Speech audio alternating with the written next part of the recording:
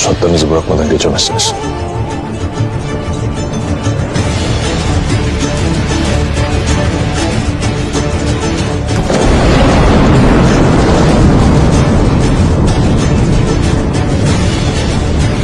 Bedenine yük mü gelir ki haddini aşarsın?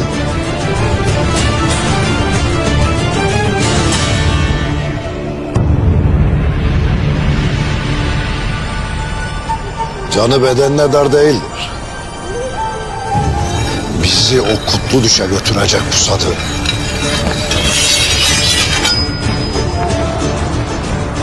Zalimin boynuna çalarız.